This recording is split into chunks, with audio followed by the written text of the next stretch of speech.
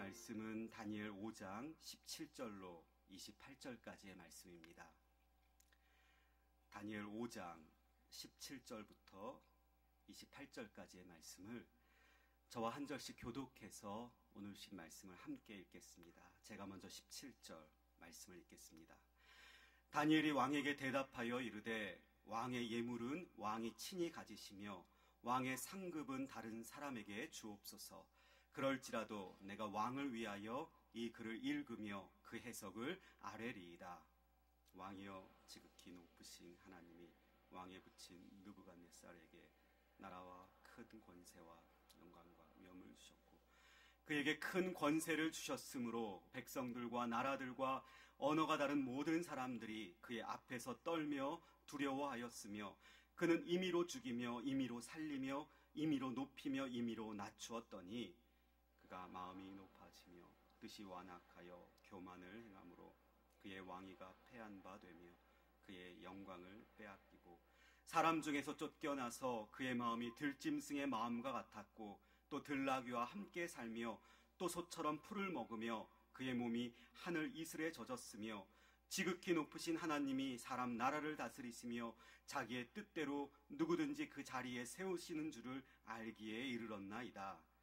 벨사살이여 왕은 그의 아들이 되어서 이것을 다 알고도 아직도 마음을 낮추지 아니하고 도리어 자신을 하늘의 주제보다 높이며 그의 성전 그릇을 왕 앞으로 가져다가 왕과 귀족들과 왕후들과 후궁들이 다 그곳으로 술을 마시고 왕이 또 보지도 듣지도 알지도 못하는 금, 은, 구리, 새와 나무, 돌로 만든 신상들을 찬양하고 도리어 왕의 호흡을 주장하시고 왕의 모든 길을 작정하시는 하나님께는 영광을 돌리지 아니한지라. 이러므로 그의 앞에서 이 손가락이 나와서 이 글을 기록하였나이다. 기록된 글자는 이것이니 곧 메네메네 데겔 우바르시니라. 그 글을 해석하건대 메네는 하나님이 이미 왕의 나라의 시대를 세워서 그것을 끝나게 하셨다 하며 데겔은 왕을 저울에 달아보니 부족함이 보였다 하며 베레스는 왕의 나라가 나뉘어서 메대와 바사 사람에게 준 바 되었다 함이니이다 하니 아멘. 여러분들 인생을 살고 계신데 여러분들이 살고 계시는 인생은 어떠십니까? 재미있는 인생을 살고 계십니까? 대답이 없으신 거 보니까 재미있는 인생이 아니라 재미없는 인생을 살아가시는 것 같습니다. 아마 여러분들 중에는 앞으로 살아갈 날이 더 많다라고 생각하시는 분들도 계시고 나는 이제껏 살아온 날이나 또 앞으로 살아갈 날이나 비슷하게 남았다라고 생각하시는 분도 계실 거고 또 어떤 분들은 이제 살아갈 날이 얼마 남지 않았구나 라고 생각하실 분들도 계실 것 같습니다.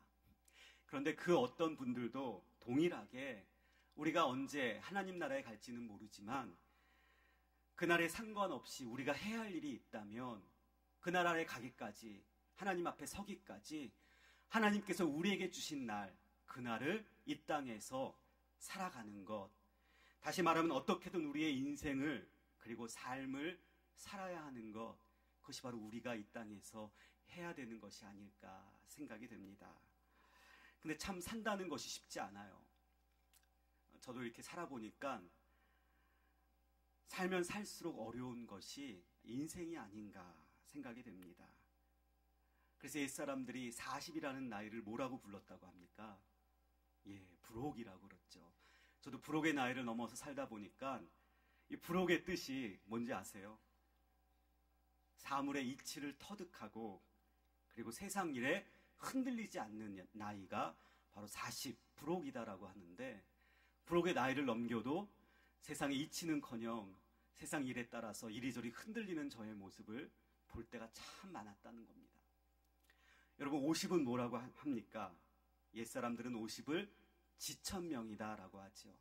이 지천명의 뜻은 하늘의 뜻을 안다는 거예요. 혹시 50 넘으신 분들은 하늘의 뜻을 알고 계십니까? 60은 뭐라고 합니까? 60은 이순이라고 한다 그러죠. 그래서 천지 만물의 이치에 통달할 뿐만 아니라 듣는 대로 모두 이해할 수 있다는 나이가 60이라는 거예요. 아마 60 넘으신 분들은 들으시는 대로 다 이해가 되십니까? 때로는 그 말이 상처가 되어서 마음을 꼭꼭 잠가둘 때가 있지는 않으십니까?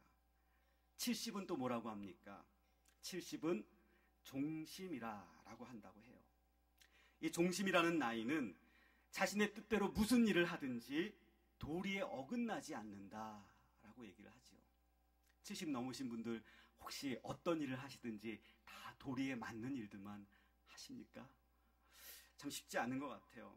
정말 어려운 것이 인생이고, 그래서 우리는 그 인생을 어렵지만 어떻게든 살아가야 하는 것, 그것이 바로 하나님께서 우리에게 주신 이 땅에서의 삶이고 인생이다라는 것입니다. 길을 가는데 한 공사장을 보았습니다. 그 공사장에서 3명의 일꾼이 열심히 뙤약볕에 땀을 뻘뻘 흘리면서 일을 하고 있는 거예요. 벽돌을 쌓고 있었습니다. 그들에게 다가갔어요. 그리고 그들에게 물었습니다. 지금 무슨 일을 하고 계십니까? 그랬더니 한 사람이 굉장히 인상을 찌푸리며 괜한 것을 묻는다는 표정으로 화를 내며 말을 합니다. 아니, 보면 모르십니까? 나는 지금 벽돌을 쌓고 있습니다. 그 옆에 있던 사람에게 다시 한번 물었습니다. 지금 당신은 무엇을 하고 계십니까? 그러자 그 사람은 이번에는 아무 표정 없이 무표정한 얼굴로 이렇게 얘기합니다. 보면 모르십니까? 저는 돈을 벌고 있습니다. 그런데 그들 옆에 있던 한 사람은, 이 세 번째 사람은 이 두 사람과는 전혀 다릅니다. 그의 얼굴에는 웃음이 떠나지 않고 너무나 밝고 환한 얼굴이었어요. 그래서 그에게 다가가 다시 한번 묻습니다. 지금 당신은 무슨 일을 하고 계십니까? 그러자 그가 이렇게 대답했다고 하죠. 저는 지금 아름다운 교회를 만들고 있습니다. 그래요, 여러분. 이 이야기는 마치 꾸며낸 이야기 같지만 이 이야기는 우리에게 이야기하는 것이 참 많다고 생각이 됩니다. 저와 여러분들은 인생이라는 삶을 만들어가고 있고 건축하고 있죠. 그런데 지금 우리는 그 인생을 어떻게 살고 있습니까? 매일매일 똑같은 벽돌만 쌓으면서 우리의 인생을 살아가고 있지는 않으십니까? 아니면 돈 벌기 위해서, 먹고 살기 위해서 우리의 인생을 살고 계시지는 않으십니까? 그것도 아니면 참으로 나는 하나님께서 나에게 허락하신 인생, 아름다운 인생을 살기 위해, 또 아름다운 인생을 건축하기 위해 살아가고 있지는 않으십니까? 오늘 말씀을 묵상하면서 저는 우리가 살아가는 인생, 어느 누구도 이 인생을 포기할 수 없는데 이 인생이 참으로 아름다운 인생, 참으로 멋진 인생이 되기 위해서, 그 인생을 건축하기 위해서 우리가 결코 잊지 않아야 될 것, 아니 우리의 인생 살아가면서 꼭 기억해야 할 것은 무엇인지 저는 오늘 다니엘 말씀을 통해서 저와 여러분들이 함께 묵상하고 그것을 기억하게 되기를 원합니다. 오늘 말씀은 다니엘에 관해서 우리가 가장 잘 알고 있는 이야기들 중에 또 한편의 이야기입니다. 5장 전체를 읽지는 않았지만 그 배경을 알기 위해 우리 함께 1절, 읽지는 않았지만 5장 1절 말씀을 같이 한번 함께 읽어보겠습니다. 벨사살 왕이 그의 귀족 1000명을 위하여 큰 잔치를 베풀고 그 1000명 앞에서 술을 마시니라. 이 바벨론 나라의 왕이었던 벨사살 왕, 그는 아마도 느부갓네살 왕의 아들이었던 나보니두스의 아들이지 않았을까라고 역사학자들은 이야기를 합니다. 성경에서는 바벨론 나라의 마지막 왕을 바로 이 벨사살 왕으로 그리고 있다는 거죠. 그는 귀족 1000명을 모아서 술잔치를 벌이고 있습니다. 이 장면만 보더라도 우리는 그가 쾌락에 빠져 있는 왕이었고, 이 바벨론 제국의 마지막 이 모습은 바로 향락에 찌들어 있는 모습이다라는 것을 알 수 있죠. 그런데 그는 이 귀족들을 모아놓고 술을 마시는 것에 그치지 않습니다. 오늘 말씀 2절, 5장 2절 말씀을 다시 한번 함께 읽어보도록 하겠습니다. 벨사살이 술을 마실 때에 명하여 그에 붙인 느부갓네살이 예루살렘 성전에서 탈취하여 온 금, 은그릇을 가져오라고 명하였으니 이는 왕과 귀족들과 왕후들과 후궁들이 다 그것으로 마시려 함이었더라. 여러분, 이것은 무엇을 말합니까? 예루살렘 성전에서 하나님께 제사를 드릴 때 사용하던 그릇이 바로 성전 기명, 성전의 그릇이다라는 거죠. 그런데 이 그릇을 이 베엘사살 왕이 가져오라라는 것입니다. 무엇을 하기 위해서요? 이 그릇에다가 술을 따라서 왕과 후궁들과 왕비들이 함께 이 술을 마시자라는 것이었습니다.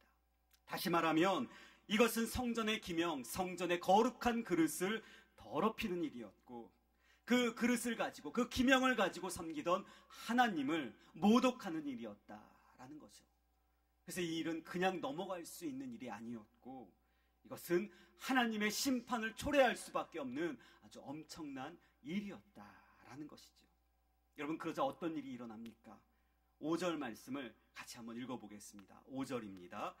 그때에 사람의 손가락들이 나타나서 왕궁 촛대 맞은편 석회벽에 글자를 쓰는데 왕이 그 글자 쓰는 손가락을 본지라. 여러분, 갑자기 연회 중에 술을 마시고 향락과 쾌락에 빠져있는 그날 밤에 그 벽에 사람의 손가락이 나타나서 글자를 쓰는 모습이 등장을 합니다. 이것을 본 베엘사살 왕은 두려움에 빠집니다. 손가락 때문에 두려움에 빠지기도 하지만 도리어 그 글자 때문에도 더 큰 두려움에 빠지게 됩니다. 도대체 그 글자를 읽을 수도 없었고 그 글자가 무슨 뜻인지도 알지 못했기 때문입니다. 왕은 두려움으로 인하여 얼굴의 빛이 변합니다. 넓적다리 마디가 녹는 듯하고 무릎이 서로 부딪힐 정도로 부들부들 두려움에 떨게 되죠. 사람들을 모읍니다. 나라에서 가장 지혜로운 사람들, 지혜자들을 모아서 그 글자를 읽어보라고, 그리고 그것을 해석해보라고 말합니다. 그러나 어느 누구도 그 글자를 해석하기는커녕 그 글자를 읽을 수도 없었습니다. 그때 왕비가 들어오죠. 이 왕비는 다니엘을 알고 있었습니다. 그리고 왕에게 이 다니엘을 천거합니다. 이 문제를, 이 의문을 풀 수 있는 자가 있는데 그가 바로 다니엘입니다라고 왕에게 이야기를 하죠. 그러자 왕이 다니엘을 부르게 됩니다. 그리고 16절 말씀처럼 다니엘에게 이렇게 이야기를 합니다. 우리 16절 말씀을 함께 읽겠습니다. 내가 내게 대하여 들은즉 너는 해석을 잘하고 의문을 푼다 하도다. 그런즉 이제 내가 이 글을 읽고 그 해석을 내게 알려주면 내게 자주색 옷을 입히고 금사슬을 내 목에 걸어주어 너를 나라의 셋째 통치자로 삼으리라 하니. 여러분, 읽은 대로 왕은 다니엘에게 제안을 합니다. 어떤 제안입니까? 네가 이것을 읽고 이것을 해석해주면 내가 너에게 옷을 입혀줄 것인데 그 옷은 자주색 옷이다 라는 거죠. 그리고 내 목에다가 멋진 목걸이 하나를 걸어줄 건데 그것은 금사슬의 목걸이다 라는 겁니다. 그리고 더 큰 제안을 하나 합니다. 너를 이 나라의 셋째 통치자로 세워주겠다라고 이야기를 합니다. 여러분, 이것은 당시 이방인으로서 다니엘이 상상조차 할 수 없는 엄청나고 파격적인 제안이었죠. 이 자주색 옷은 왕족들만 입을 수 있는 옷이었고 금사슬로 된 목걸이는 바로 왕만 걸칠 수 있었던 그런 액세서리였다는 것입니다. 그리고 당시 나라의 명목적인 통치자는 벨사살 왕의 아버지였던 나보니두스였고 그 바벨론 제국을 실제적으로 통치하고 있었던 왕은 벨사살 왕이었습니다. 그렇기에 세 번째 통치자가 된다는 것은 이 벨사살 왕의 뒤를 이어 바벨론 제국을 다스리는 총리의 자리에 너를 세워주겠다라는 엄청난 파격적인, 이방인으로서는 생각할 수도 없는 약속이었다라는 것입니다. 그런데 이런 왕의 제안 앞에서 다니엘은 어떻게 이야기합니까? 오늘 우리가 함께 읽었던 17절 말씀을 함께 읽어보겠습니다. 17절입니다. 시작. 다니엘이 왕에게 대답하여 이르되 왕의 예물은 왕이 친히 가지시며 왕의 상급은 다른 사람에게 주옵소서. 그럴지라도 내가 왕을 위하여 이 글을 읽으며 그 해석을 아뢰리이다. 아멘. 그래요. 여러분 보십시오. 누구나 혹할 수 있는 엄청난 제안이었습니다. 그러나 다니엘은 한마디로 거절합니다. 왕이 준다는 그 예물과 상급에는 관심이 없다고 이야기를 합니다. 그것은 왕이 친히 가지거나 아니면 다른 사람에게 나눠주라고 이야기를 합니다. 그런데 뒤이어 다니엘이 이야기를 하죠. 그럴지라도, 그것이 내게 돌아오지 않을지라도 나는 내가 하게 할 일, 내가 그 글자를 읽고 해석하는 그 일은 내가 하겠습니다라고 말을 한다는 거예요. 그래요, 여러분. 오늘 이 다니엘의 고백을 통해서 우리가 인생을 살아가면서 꼭 기억해야 할 것 한 가지를 발견할 수 있습니다. 그것은 우리 인생의 목표는 결코 물질이 아니라 하나님께서 우리에게 주신 소명, 우리가 이 땅에서 해야 할 일, 그것을 바라보며 살아야 하는 것, 그것이 바로 우리가 인생 살아가면서 놓치지 않고 기억해야 될 중요한 사실이라는 것입니다. 사실 이 다니엘이 글자를 읽고 글자를 해석하고 난 다음에 왕이 주기로 한 그 상급을 받는다 해도 누가 뭐라 할 사람이 없습니다. 왜냐하면 이것은 당연히 다니엘이 받아야 할 그의 몫이었기 때문입니다. 어쩌면 다니엘이 당연히 그것을 받아도 누구 하나 뭐라 할 수 없었을 것입니다. 그러나 다니엘은 왕 앞에서도 당당하게 그의 엄청난 왕의 상급을 거절합니다. 왜냐하면 그는 인생의 목적이 물질에 있었기 때문이 아니었죠. 그는 잘 먹고 잘 살기 위해 이 땅에 온 것이 아니다라는 사실을 그는 알고 있었기에 하나님께서 그에게 원하시는 것이 있다면 그가 해야 하는 일, 바로 그 소명을 이루기 위해 자기의 인생을 살아가야 한다는 사실을 다니엘은 알고 있었다라는 것입니다. 여러분, 그의 어린 시절, 소년 시절의 이야기를 기억하십니까? 왕궁에서 그는 어떻게 살아야 할지 알고 있었어요. 그리고 깨닫고 결단합니다. 다시 말하면 뜻을 정하지요. 그래서 왕궁에서도 왕의 음식과 포도주로 내 자신을 더럽히지 않겠다고 결단합니다. 그리고 채식을 하게 되었죠. 그뿐만이 아닙니다. 그와 함께 했던 세 친구들의 모습을 여러분들 기억해 보십시오. 하나님의 자녀로서 어떻게 살아야 될지 알고 있었던 그 어린 소년들이 그 뜻을 위하여 왕이 세운 금신상 앞에 절하지 않습니다. 그리고 그들은 기꺼이 풀무불 속으로 하나님이 건져주시겠다는 그 믿음을 가지고 그 뜨거운 불 속으로 들어가게 되었던 것입니다. 그래요. 사랑하는 성도님들, 우리가 이 땅에 살아가는 동안 우리의 목표는 결코 물질일 수는 없습니다. 하나님의 사람으로서 우리의 목표는 하나님의 뜻을 이루는 것, 주신 소명대로 살아가는 것, 그리고 하나님의 자녀답게 살아가는 것이 바로 우리의 목표이며 목적이 되어야 될 줄로 믿습니다. 이것을 기억하며 이 땅에서 살아가야 우리의 삶을 아름다운 인생으로 건축하게 될 줄로 믿습니다. 여러분들 각자에게 주신 하나님의 소명이 있을 것입니다. 여러분들 각자에게, 여러분들 나에게 주시는 인생의 뜻이 하나님이 계실 줄로 압니다. 혹시라도 여러분들 중에 물질을 위해서 너무나 분주하게, 너무나 바쁘게 모든 것을 바쳐서 살아오셨던 여러분들이 계시다면 오늘 다니엘의 이 고백을 여러분들 마음에 새기시기를 바랍니다. 예물과 상급은 필요 없습니다. 그럴지라도 나에게 주신 소명은 충실하게, 성실하게 감당하겠습니다. 라는 이 고백이 저와 여러분들의 인생의 고백이 되시기를 주님의 이름으로 축복합니다. 자신의 소명을 위해 왕의 상급을 거절했던 다니엘은 벨사살 왕, 그가 어떤 인생을 살았는지 그의 할아버지였던 느부갓네살의 이야기를 들려주면서 보여주고 있지요. 오늘 말씀 20절을 우리 같이 한번 읽으면서 이 벨사살 왕이 어떤 인생을 살고 있는지 한번 확인해 보도록 하겠습니다. 20절 함께 읽겠습니다. 그가 마음이 높아지며 뜻이 완악하여 교만을 행함으로 그의 왕위가 패한 바 되며 그의 영광을 빼앗기고. 여러분 보십시오. 느부갓네살 왕의 마음이 높아졌죠. 그리고 뜻이 완악해졌습니다. 그리고 교만을 행하게 됩니다. 결국 그는 사람 중에서 쫓겨나게 됩니다. 그리고 들짐승과 같은 생활을 하지요. 그러나 그의 후에 그는 뉘우치게 됩니다.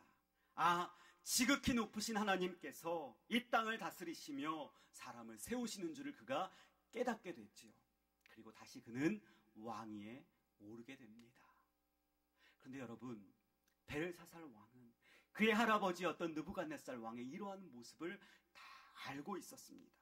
그럼에도 22절 말씀처럼 다 알고 있었음에도 불구하고 그 벨사살 왕은 마음을 낮추지 않았습니다. 23절 말씀처럼 오히려 자신을 높이게 됩니다. 성전 기명들을 가지고 술을 마시게 되고 알지도 못하는 우상을 숭배하며 섬기는 모습을 보이게 되었다는 것입니다. 여러분, 이것이 바로 벨사살 왕이 살았던 그의 인생의 모습의 단면입니다. 우린 여기서 우리가 인생을 어떻게 살아야 될지 우리는 깨달을 수 있습니다.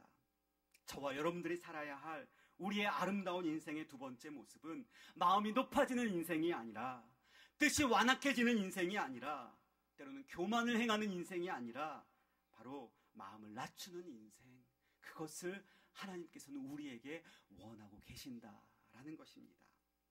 마음을 낮추지 못했기에 벨사살 왕은 하나님의 진노를 샀고, 그리고 그 진노로 말미암아 하나님의 심판을 면할 수 없었다라는 것입니다. 여러분, 마음이 높아지는 것은 무엇을 말할까요?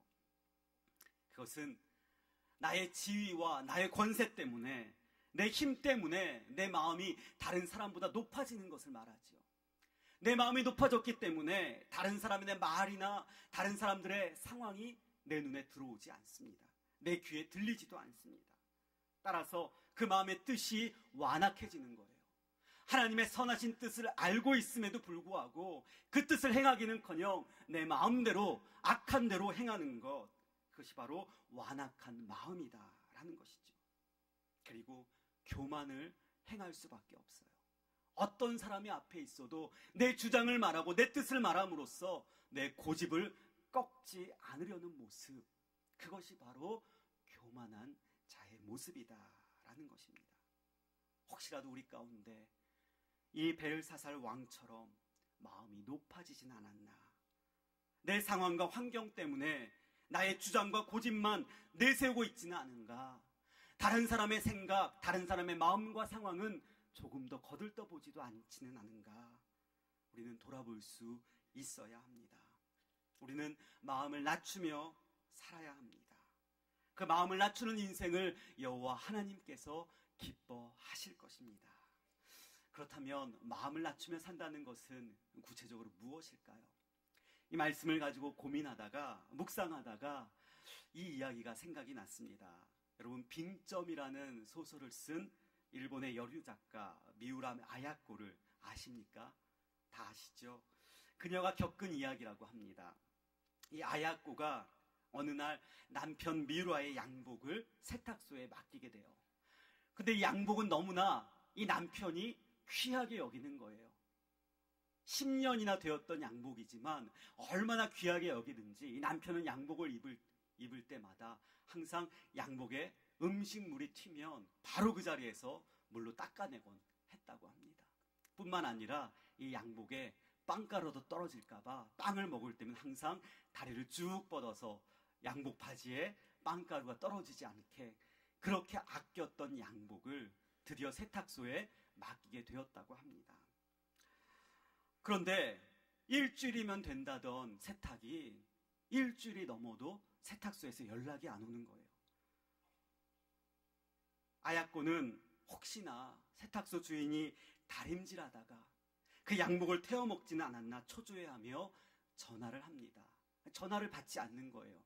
일주일이 지나고 보름이 지났을 때 아야코는 안절부절 못합니다. 더 초조해집니다.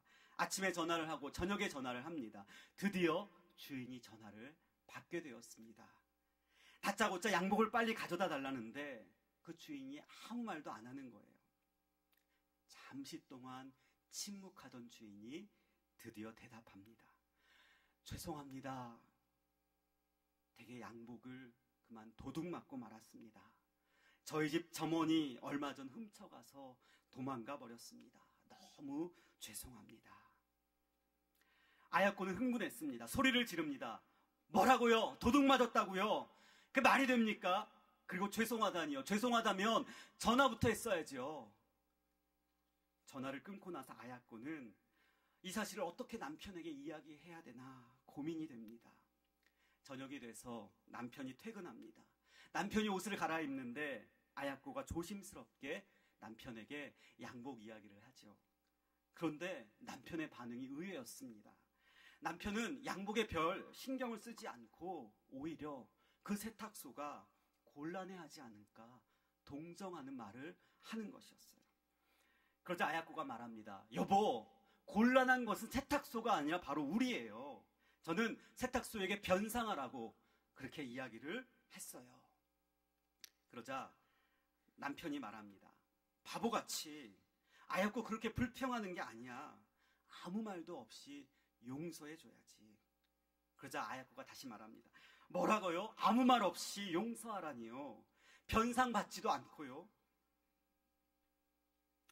그러자 남편이 다시 한번 아내에게 타일릅니다.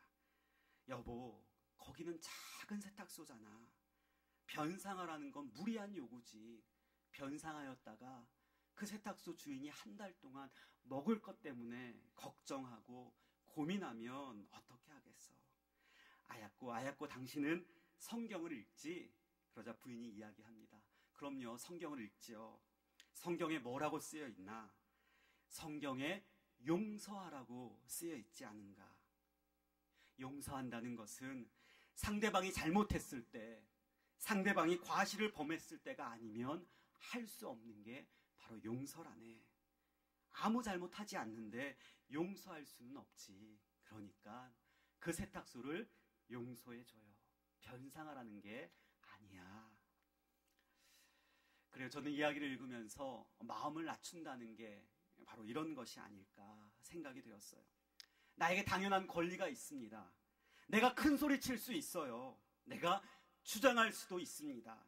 그러나 때로는 그것을 하지 않고 상대방의 사정을 헤아려 주는 것, 그리고 상대의 마음을 이해해 주는 것, 그리고 때로는 도무지 용서할 수 없는 저 사람조차도 내가 용서해 줄 수 있는 것, 그것이 바로 오늘 말씀에 나오는 마음을 낮추는 것이 아닐까 묵상이 되었습니다. 여러분, 이 사순절 기간에 저와 여러분들을 위해 낮고 낮은 곳으로 오신 예수 그리스도 우리 주님을 생각해 보십시오. 도저히 용서할 수 없는 죄인이었던 저와 여러분들을 위해 십자가에 달리신 예수 그리스도, 그분의 모습을 우리가 기억할 수 있을 때 우리는 더 이상 마음이 높아지는 것이 아니라 마음이 낮춰질 수 있는, 마음이 낮아질 수 있는 멋지고도 아름다운 인생을 살아갈 수 있을 것입니다. 이 땅 살아가는 동안 마음을 높일 수 있는 상황 속에서도 오히려 마음을 낮춤으로써 하나님이 기뻐하시는 참으로 아름다운 인생 살아가기는 저와 여러분들 되시기를 주님의 이름으로 축복합니다. 드디어 다니엘이 하나님의 심판의 메시지를 전합니다. 25절부터 우리 28절까지의 말씀을 함께 읽어보도록 하겠습니다. 기록된 글자는 이것이니 곧 메네 데겔 우바르시니라. 그 글을 해석하건대 메네는 하나님이 이미 왕의 나라의 시대를 세워서 그것을 끝나게 하셨다 함이요, 데겔은 왕을 저울에 달아보니 부족함이 보였다 함이요, 베레스는 왕의 나라가 나뉘어서 메대와 바사 사람에게 준 바 되었다 함이니이다 하니. 그렇습니다. 그 벽에 기록된 글자는 메네라는 단어와 데겔 그리고 바르신이라는 단어였죠. 다니엘은 각각의 글자에 대해서 해석을 합니다. 메네라는 단어는 무슨 뜻이죠? 왕의 나라의 시대를 하나님께서 이미 세셨다, 그렇죠? 계산했다라는 말입니다. 그래서 그것을 끝나게 하셨다라는 말이 바로 메네라는 단어의 뜻입니다. 그래요. 나라뿐만이 아니죠. 하나님께서는 이 벨사살 왕의 살 날까지도, 수명까지도, 이 땅에서의 삶까지도 다 세고 계시고 알고 계셨기에 이제 그 삶이 끝나게 되었다라고 말씀하고 계셔요. 위에 나와 있던 표현 중에 23절에 보면 하나님께서 왕의 호흡을 주장하신다라는 표현이 있습니다. 바로 이것이 맨의 뜻이 아닐까 합니다. 그래요. 하나님께서는 저 여러분들의 삶을, 그리고 수명을, 그리고 호흡을 주장하시는 분이십니다. 그렇게 우리가 언제 어떻게 하나님 앞에 서게 될지, 그리고 하나님 앞에 나아가게 될지 우리는 알지 못하지만 온전히 하나님께서만 아시며 하나님께서만 주장하시는 것이다 라는 것입니다.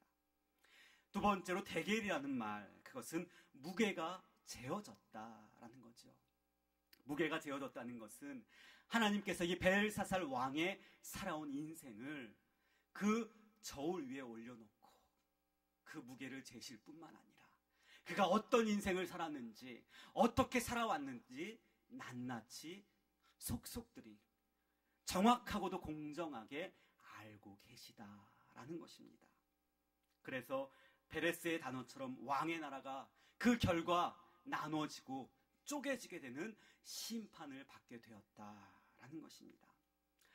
저는 이 말씀을 읽으면서 우리가 살아가는 인생이 바로 이런 인생이구나. 그렇지. 하나님께서 나의 호흡을 주장하시지. 내가 지금은 건강해도, 내가 지금은 아무 문제 없는 것 같아도 어느 순간 하나님께서 내 호흡을 닫으시면 그것으로 내 인생은 끝이지. 내 생명과 나의 인생은 온전히 주님께 달려있지. 그리고 내 인생을 하나님께서 심판의 저울 위에 올려놓으시고 나의 살아온 인생을 다 아시고 그리고 너무나 정확하게 잘 알고 계시지. 그렇기에 나의 인생, 내가 살아가는 것 같지만, 내가 주도하는 것 같지만, 그러나 내 인생은 내 뜻대로 사는 것이 아니라 하나님께서 내 인생의 모든 길을 작정하고 계시지라는 사실을 묵상할 수 있었습니다. 그래요, 여러분, 우리의 인생은 내가 작정하는 것이 아닙니다. 오늘 말씀처럼 하나님께서 작정하시는 인생이 바로 우리의 인생인 줄로 믿습니다. 이 말씀을 기억하셔서 여러분들 나의 인생 하나님께서, 주님께서 작정하시는 인생임을 기억하시게 되기를 바랍니다. 이 작정이라는 말을 살펴보니까 일의 사정을 잘 헤아린다는 말이더라고요. 그리고 그 일을 결정한다는 거예요. 그래요. 하나님께서 우리의 인생을 작정하신다는 말은 하나님께서 우리의 사정을 너무나 잘 아신다는 거예요. 누가 알겠어요? 부모님이 아시겠어요? 자녀가 알겠어요? 하나님이 너무나 내 인생을, 우리의 가정을, 내 자녀의 걸음을, 그리고 우리 교회 공동체의 사정을 너무나 잘 알고 계신다는 거죠. 그렇기에 그 사정을 아신 하나님께서 결정해 주신다는 거예요. 어떻게 살아야 될지, 어떤 길로 걸어가야 될지, 이 길이 아니라 저 길로 가야 할지 그 길을 우리에게 보여주신다라는 것입니다. 저는 이 말씀을 묵상하면서 그렇지, 하나님께서 나의 인생을 작정하시고 우리 가정의 인생을 작정하시고 내 자녀의 삶의 걸음걸음을 주장하시고 그리고 우리 교회 공동체의 모든 과정을 결정해 주시고 인도해 주신다라고 믿을 수 있었습니다. 여러분, 우리의 호흡을 주장하시고 우리의 모든 길을 작정하시는 하나님께 나아가 모든 영광을 돌리는 그 멋지고도 아름다운 인생을 살아가는 저와 여러분들 모두가 되시기를 주님의 이름으로 축복합니다. 어떤 환경 속에서라도 내 인생의 모든 길을 작정하시는 하나님, 그분 한 분만 믿고 신뢰한다면 우리가 살아가는 이 인생이 참으로 아름다운 인생이요, 하나님이 기뻐하시는 멋진 인생이 될 줄로 믿습니다. 미국에 있는 학교 중에 프린스턴이라는 신학교가 있습니다. 그 학교에 로버트 윌슨이라는 교수님이 계시는데 이분은 독특한 점이 하나 있다고 해요. 이분은 신학교를 졸업한 이제 목회자들이 목회를 하고 있으면 학교로 초청을 한다는 거예요. 학생들을 모아놓고 예배를 드릴 때에 단에 서서 설교를 하게 하는데 내가 가르쳤던 학생들이 실제적으로 어떤 목회를 하고 있는지 그것이 보람이 되고 기쁨이 되기 때문에 매년 이런 일을 한다고 합니다. 근데 어느 날 한 제자가 와서 이 신학교에 와서 설교를 하게 되었다고 합니다. 그런데 이 목사님이 이런 설교를 하는 거예요. 여러분, 저는 자그마한 도시에서 목회하고 있습니다. 저는 큰 욕심 부리지 않습니다. 교인도 많지 않지만 저는 다만 우리 교회 이 현실에 만족하면서 그냥 죄짓지 않고 성실하게 살려고 노력합니다. 드디어 설교가 끝났고 교수님은 그 제자의 어깨를 탁 치면서 이렇게 언짢은 표정으로 말을 했습니다. 여보게, 나는 자네의 설교를 2번 다시 들을 수 없을 것 같네. 당황한 제자가 물었습니다. 왜요, 선생님? 그러자 윌슨 교수가 대답을 합니다. 자네의 하나님은 너무나 작단 말이네. 이 다음에 다시 와도 자네를 통해서 하나님이 큰 일을 하시는 것, 하나님이 놀라운 일을 행하시는 것을 도무지 들을 수가 없을 것 같군. 그래요. 여러분, 우리가 믿는 하나님은 어떤 분이십니까? 우리의 생각과 우리의 이성, 요 정도밖에 안 되실 거야 라고 우리가 믿는 하나님을 너무나 작게 만들고 계시지는 않으십니까? 우리가 믿는 하나님은 삶을 바꾸시는 분이시고 불가능을 가능케 하시는 분이시며 저와 여러분들의 인생의 길을 작정하시며 너무나 아름다운 인생길로 인도하시는 분이 바로 우리가 믿는 하나님이신 줄로 믿으시길 바랍니다. 마지막으로 요한복음 11장 40절 말씀을 함께 읽으며 말씀을 마무리하겠습니다. 요한복음 11장 40절입니다. 함께 읽겠습니다. 예수께서 이르시되 내 말이 내가 믿으면 하나님의 영광을 보리라 하지 아니하였느냐 하시니. 아멘. 그래요. 우리의 인생길을 작정하시는 그 하나님을 믿으시는 저와 여러분들이 우리의 인생길 그 걸어가는 걸음 가운데 하나님께서 보여주시는 그 영광, 그 영광스러운 모습을 날마다 보게 되시기를 주님의 이름으로 축복합니다. 우리의 길을 작정하시고 우리의 가정과 자녀의 길을 인도하시며 또 우리 교회 앞길을 이미 예정하신 그리고 작정하신 그 하나님께서 우리가 가는 걸음걸음마다 다시 한번 하나님의 영광을 보게 하여 주실 줄로 믿습니다. 남은 우리의 모든 인생길을 하나님께 맡기고 그 하나님을 기대하며 걸어가는 저와 여러분들 모두가 되시기를 주님의 이름으로 축원드립니다. 기도하겠습니다. 하나님 아버지, 감사합니다. 우리에게 허락하신 이 땅에서의 인생, 그 인생의 길을 걸어가는 것 참으로 쉽지는 않습니다. 그럼에도 오늘 다니엘의 말씀을 통해서 하나님께서 우리의 인생길을 작정하여 주시고 그리고 그 길을 인도하여 주심을 알게 해주시니 하나님 참으로 감사를 드립니다. 인생길 걸어가는 동안 하나님만 붙잡게 하여 주시고 살아갈 때마다 하나님의 영광을 보게 되는 우리 모든 성도들 될 수 있도록 축복하여 주시옵소서. 우리의 길을 작정하시고 인도하여 주시는 예수 그리스도의 이름으로 기도드립니다. 아멘.